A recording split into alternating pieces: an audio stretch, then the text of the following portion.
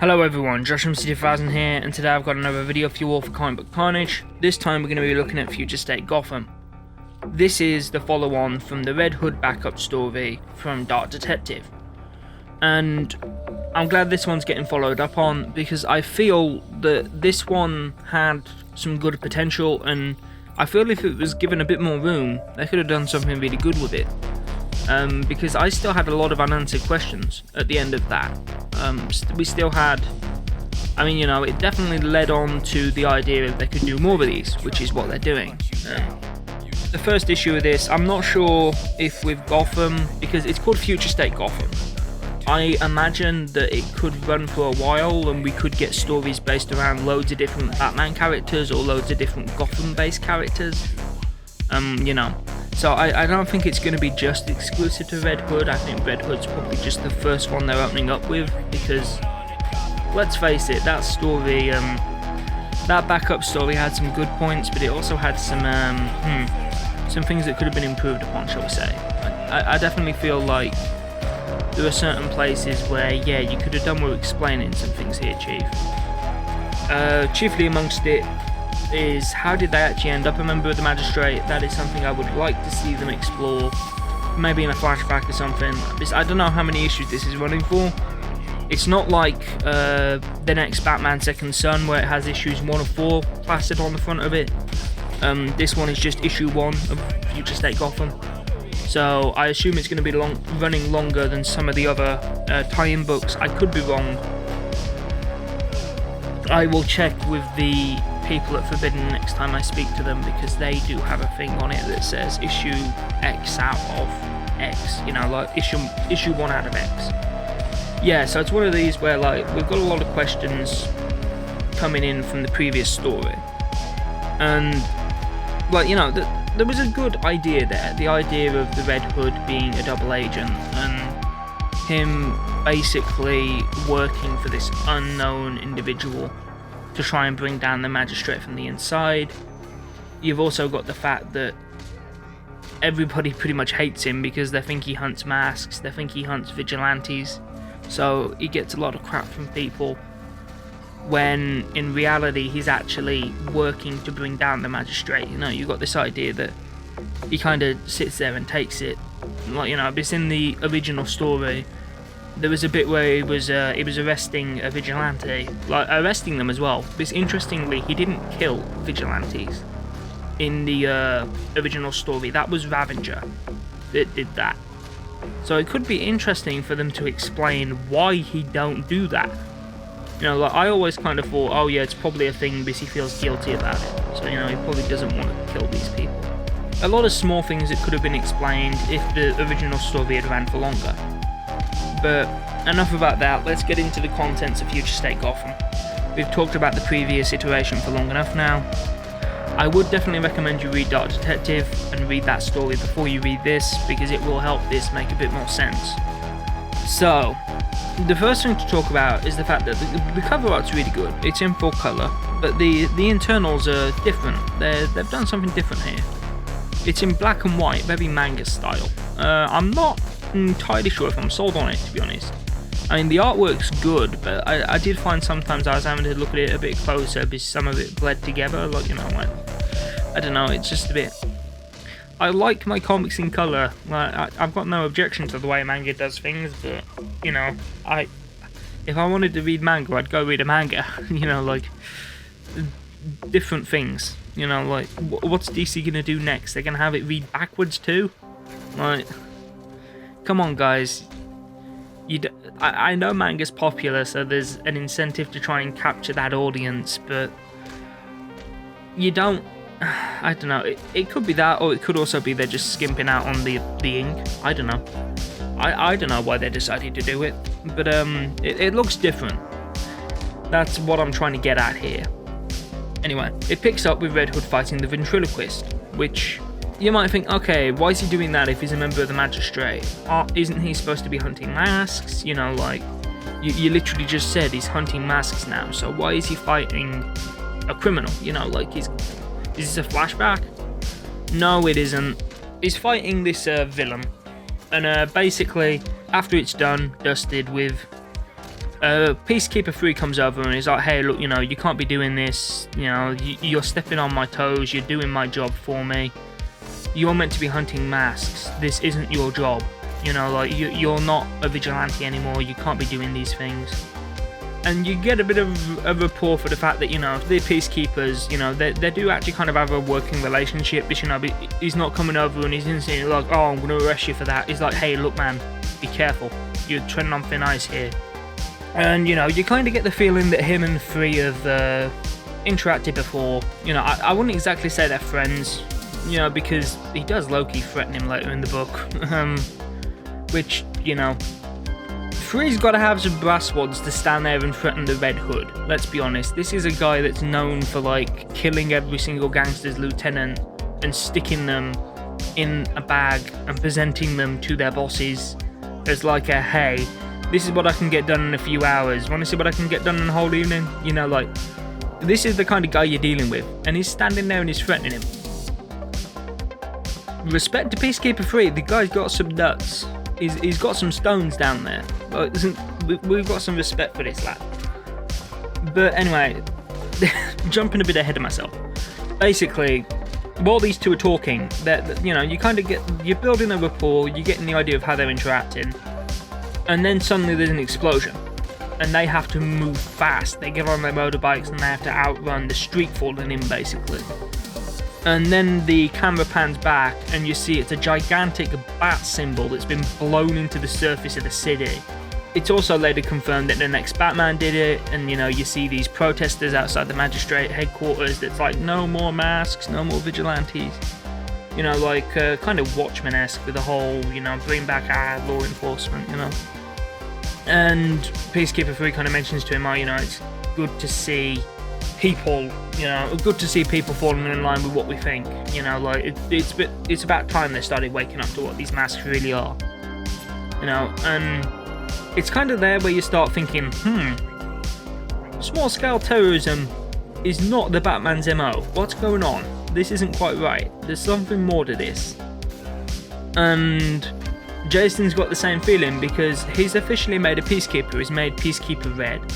But the first thing he goes to do after this is he meets this mysterious contact he has in this alleyway. And he's literally yelling at him. He's like, come on, man, what's going on here? This isn't the next Batman. This isn't his MO. The new kid's in over his head here. What's going on? The guy says to him, yeah, this is the next Batman. But we can use this. We can find something to turn this on the magistrate. We can put the blame for this at the magistrate's feet. We can use this. You just got to find a way to connect the dots. And Jason's a bit like, what? And the audience at the same time is like, what? Because, let's be honest, I know I didn't read all of the next Batman stuff, but I kind of get the vibe that blowing up a good portion of the city to make a giant bat symbol isn't really his MO. So, I think we are probably going to find out it's the magistrate. It's not very, it's a bit predictable in that regard. It's something where you can look at that and be like, oh, come on, we obviously know that's not the Batman, or the next Batman, or, not the Bruce Batman, the other one, the new Future State Batman. When I say Peacekeeper 3 threatens Red Hood, he basically turns around and says, hey, look, your new job, your initiation into the Peacekeepers is to bring us this new Batman, dead or alive. And he says, yeah, I'll make sure I do that. That's easy enough. And then he turns around and says, oh yeah, you better, because otherwise you're done. You're going to Blackgate. This is your last chance. So it kind of builds up this image in my mind that the magistrate no longer trusts him. Now, do they know that he's been meeting this guy? Do they know he's plotting against them? Or have they just always not trusted him? Does that mean, the guy is an ex-vigilante, he's got a reputation for being quite the rogue of the Bat family, so, naturally one would think, okay, we can bring this guy in and work with him, but do we trust him? Probably not. To be honest, I find it quite funny that the magistrate have, at the beginning, I think, Red Hood, Ravager, and Harley Quinn working for them. And it's these are three people I would not trust. You've got three people that are very much untrustworthy. It's a bit of all the masks you pick to work for you, you pick the three that are probably the first three that most people would throw in jail. You know, so it's a bit like, yeah, okay, I don't know. When I first found out Red Hood was going to be working with the Magistrate when Future State started, I kind of rolled my eyes and I'm thinking like, oh, they've done that just because it's popular. Like, because it's not something that particularly made sense, and I still think we need some more explaining. I still think we need a flashback in this book that explains it a bit more. You know, I still think we need some more meat to this story, you know, so I'm glad it's getting continued. Now, obviously, I don't know how long this Future State Gotham is going to be. We shall see. But the first story gives us an interesting enough opening. I mean, it's very obvious that it isn't going to be the next Batman that's caused this explosion and hurt these people. Because I'm also going to be straight up, they showed this explosion killing several civilians. Because Jason goes to grab civilians and Peacekeeper 3 is like, we don't have time. If you do that, you're gonna die. You're gonna end up. It's like it's literally like it's a very sheer drop from the edge of the street to the like where the explosion took place. It's a pretty big drop. Like, it's you know, I'm pretty sure if you fell off that thing, it would be fatal. It would be interesting to see them bring up how many people actually died in that explosion. You know, so I think that's. If that can be pinned back to the Magistrate, that's some pretty damning evidence. Anyway, now, let's talk about the ending of this particular story for Gotham Future State. He goes up onto the roofs, and, you know, he's talking, you know, he's saying, you can knock off the ninja stick, I know you're all there. And then it gets in a screamer stick to the back of the head. So, we know for a fact that by Dick and the other Bat Family members' reaction, he's not working for the Resistance. You know, it's like when we saw this mysterious figure kind of like in the shadows in the alleyway, my initial thought was, oh, that's Dick, or that's Bruce, or that's one of the Resistance members. You know, that's like Tim or somebody that's relaying information to him. And, you know, that he's working for them. But, you know, they don't think that. They still think he's the enemy. They still think he's the Magistrate. It's going to be interesting to see how that meeting goes next issue. I mean, could it potentially backfire? I don't know. We're going to see. But that's another question I want answered. I want to know who is this person he's working with to try and bring down the Magistrate. There's a character you see in the very first page of the issue. Tristan speculated that was Deathstroke. It might be interesting if he was working with Deathstroke. I don't know. I don't know. I'm surprised Deathstroke didn't get a Future State book actually, but could that be a sales thing? I don't know. Yeah, that's actually a good point. Where is Deathstroke during Future State? Maybe he'll show up in the Gotham book. Makes sense, right? Oh, actually no, I'm mistaken. He was in... I believe he was in the Teen Titans book. My bad. Yeah, okay. I forgot he was in the Teen Titans book. Sorry. So, that tends to imply to me, unless it's still a case of I don't know the timeline. But here's the thing, Future State, I don't really know the timeline to it all that well. You know, I need to look it up and try and get some kind of thing that tells us what order everything takes place in, you know. Like, I still think that's my biggest criticism of Future State, the fact that they're not very clear how these stories interconnect and where they take place with each other. Still doesn't quite make sense, you know. I mean, one thing that could be interesting in the next issue is Jason and Tim going to talk about what happened in Robin Immortal? You know, because Robin got brought back because of this Lazarus serum. You know, so is Tim going to pull him to one side and be like, hey, look, you know, this thing kind of happened to me, man, and, you know, I'm not feeling good, you know, you've been through this before, right? You know, can I talk to you about this? You know, like, that could be an interesting angle to go with, you know, like, if they kind of have this moment where they establish, oh, actually, he's one of us, we don't need to beat him up, okay, come back to the headquarters with us, right? And then they kind of catch him up, because I get the feeling there's going to be a mystery in this, so, you know, I reckon he's going to be going around several different people, talking to people, and trying to figure out who is responsible really for this explosion. I guarantee you it's not going to be the next Batman. That's just kind of like, why would it be the next Batman? That doesn't make sense. It's one of them where it's a bit like, why would it? Oh, one last thing I want to talk about. He has this new weapon / gadget, which is this, it reminds me of like kind of like an old ninja weapon. It's kind of like a sickle, but it's on a chain, and he can swing it around like a flail. He can use it to grab the hook. It's a really cool weapon actually, and he can use it like handheld, as like a kind of like, not like a knife, but you know, like how ninjas use kind of like sickles and farm tools and stuff. And you know, he's used that pretty thoroughly in the first issue, and it's a pretty cool weapon. You know, I'd like to see him use it in the mainline comics. It definitely goes with the more ninja-esque design of the new costume, and right, so yeah. I'm interested to see where they go with this. This could be quite an interesting book. I would recommend picking it up. I am very much aware that the colours in it could be an issue for some people, you know, the manga style. You know, I'm aware not everybody's kind of into that, you know, like, to be honest, if they're going to go black and white, I'd have liked them to go kind of like a more noir style, actually. I think that would work quite well, because, you know, you got kind of like this seedy organisation, you know, kind of like, almost kind of cyberpunkish in a way, because,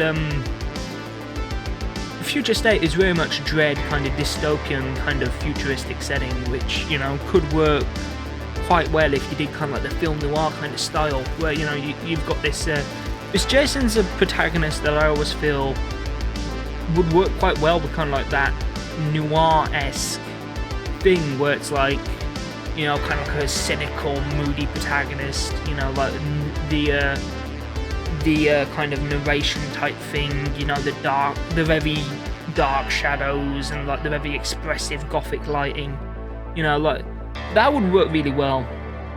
To be honest, I think a gothic visual style would work for Red Hood pretty well anyway, like kind of similar, like, you know, if anybody's ever seen the movie The Crow, that's kind of how I'd want, like a modern version of that is kind of similar to how I'd want a Red Hood film to look, I think.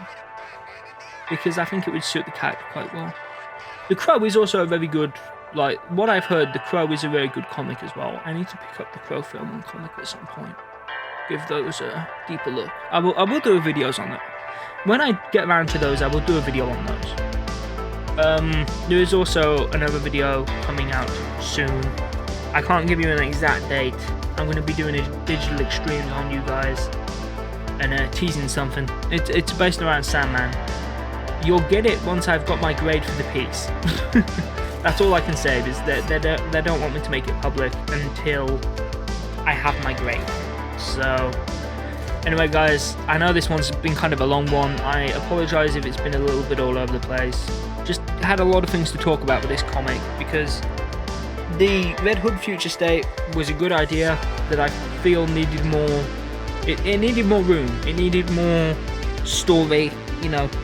It needed some more detail, and I hope with this Future State Gotham we will get that detail and we will have a decent to good story. But it's, you know, I wouldn't say it's the best thing that's ever been written by man, but it's good. You know, it's a enjoyable read. You know, and the different visual style gives it something unique to its name. So I hope you guys have enjoyed the video. See you on the next one. Goodbye.